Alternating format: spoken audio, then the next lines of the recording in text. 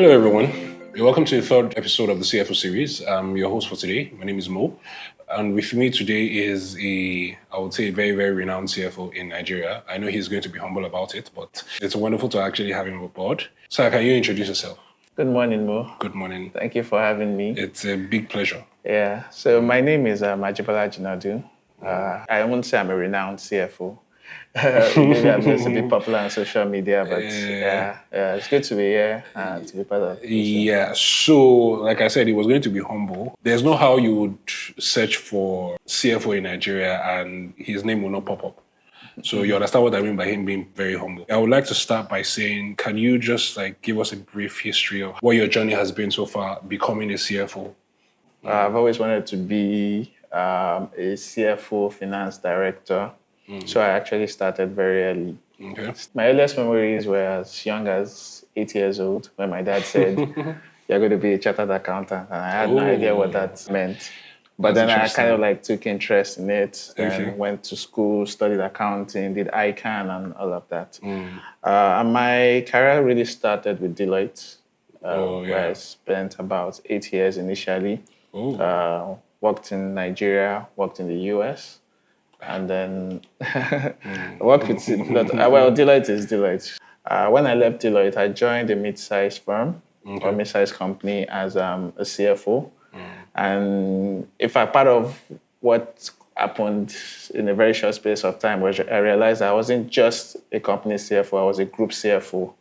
I actually joined a company that had about 14 subsidiaries. So I was kind of just thrown. Well, I would say maybe about 4 or 5 were active, but then I worked with someone that was just opening companies. Left, right, so you get that kind of thing. And so the primary company was actually an investor. So we had to do all of that. So in fact, one of the biggest things that came out of that experience for me was actually restructuring. So I went in there to be the chief finance officer, but I did a lot of restructuring of the group, of operations, of things like that. And that really shaped my approach to finance. So I stayed for a while, then actually realized that I really what I was doing for this one company, I could do for as many companies. Yeah, so I guess the spirit of consulting never really left. So I then took the leap to set up MyCFOng. And the primary starting reason was so that I could be CFOs to more companies.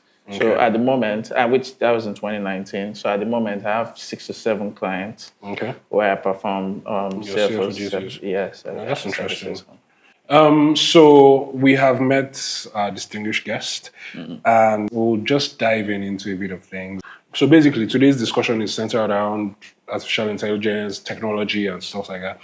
So I would say, what are the most disruptive technologies impacting the finance function today? That's an interesting one.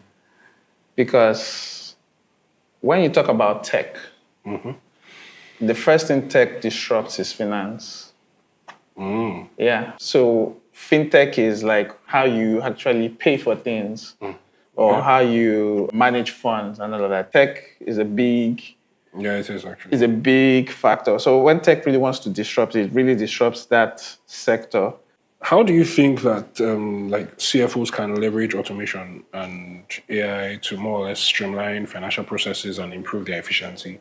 I'm a SME CFO, so most of my answers will come from that aspect because it's the realities of what I'll call our small businesses. So being the CFO of a large conglomerate with multiple branches is different from if you're in a small space. But just to give context to what most of my answers would be. So the biggest thing that a CFO has to really do is to provide information. And that's provide information for strategic decisions. So that's kind of the end goal. So there's something I usually say that finance is not really about money, even though it seems like it should be. Finance is about information. So the goal of finance is to make more money than you spend. That's the goal. And the ultimate goal, if you could call it that, is to make way more money than you spend. That was build wealth. Yeah. But in itself, money is not what you need. Information is what you need. The right information to make the best decisions that enable you make more money or spend less money. So what you want as a CFO is to build a system or build automation into the system that is capturing that data from all of those places and feeding into you in real time. So that's the best way to leverage because again, and I go back to smaller companies, although it also applies to big companies. Once you don't capture information at the right time, especially at source, you are going to struggle to get back to it. So with so many people, once it's done and you didn't capture it, to tell them to go back and capture it kind of like affects. You're smiling, you get it. So automation goes into that space. So automate the process, automate the capturing.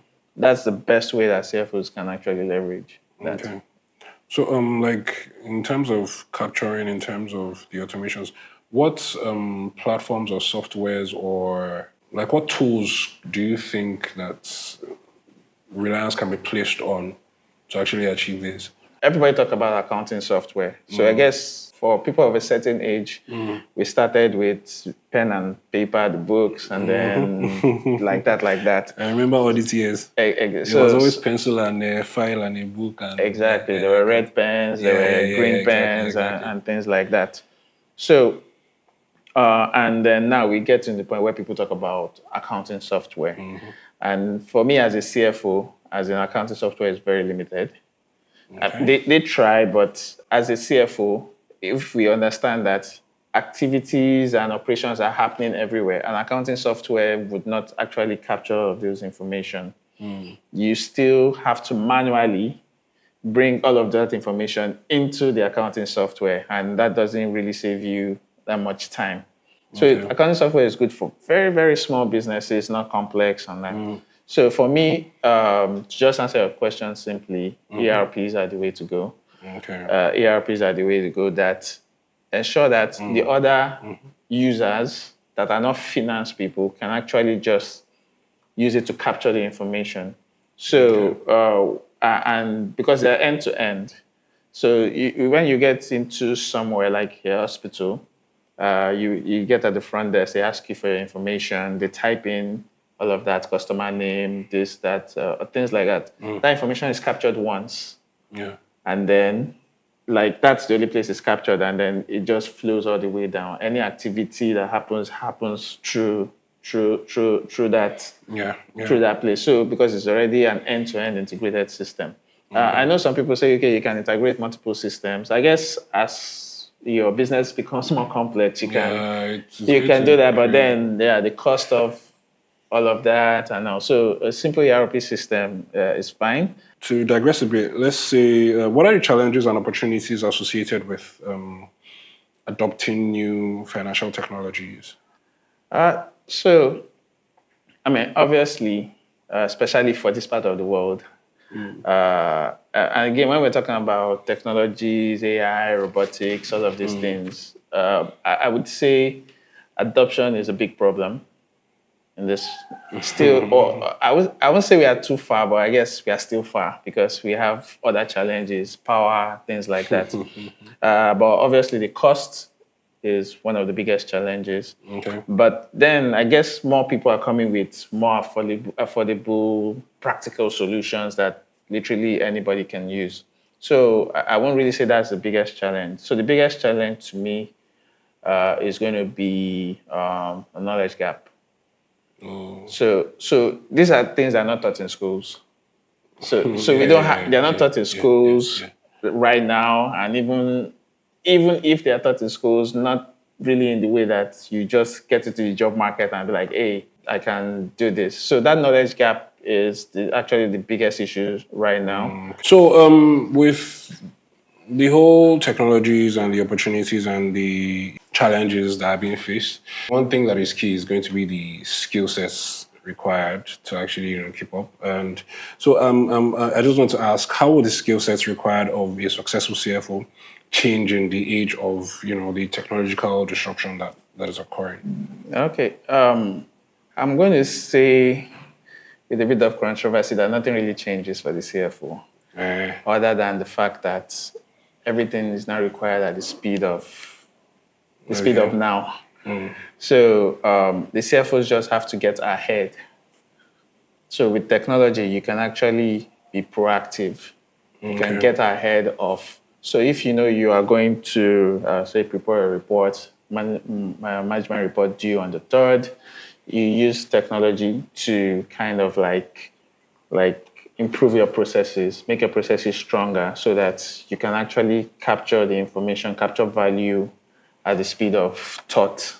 So that's essentially the key part of how technology would disrupt the CFO's operations. But in terms of having that strategic mindset and all of that don't change. So at the end of the day, the summary of this is that technology is an enabler. Okay. It doesn't give you new abilities in itself. The abilities you need to have are that of a CFO, a strategic person, an accountant, a business person, and just use technology as an enabler.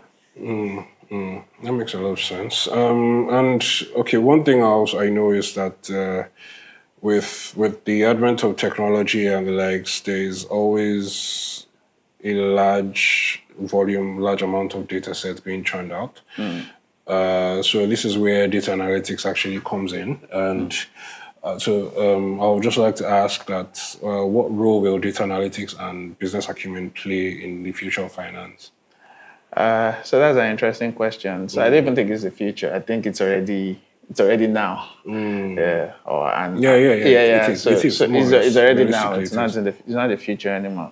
So data analytics have always been the basis for making lots of data-driven decisions. So it's just like that data-driven decisions are actually better than, I would say, less data-driven decisions. So AI in particular, so everybody kind of like mixes AI with technology. So and there are different parts of it.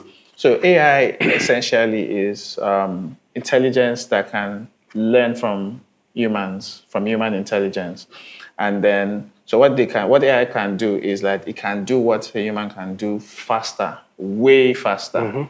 So in terms of analyzing data, you can use AI to analyze the data way faster than any human can do it. So AI cannot interpret the data.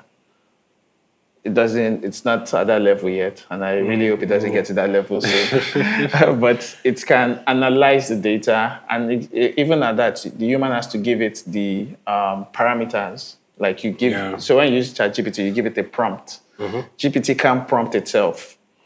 It can't prompt itself. It can't feel hunger. It can't feel all of these things. So as a human, you give it a prompt. I want this. I want that. So as a CFO, you understand your business that you play in, and you realize that we need to make these decisions and we need this data.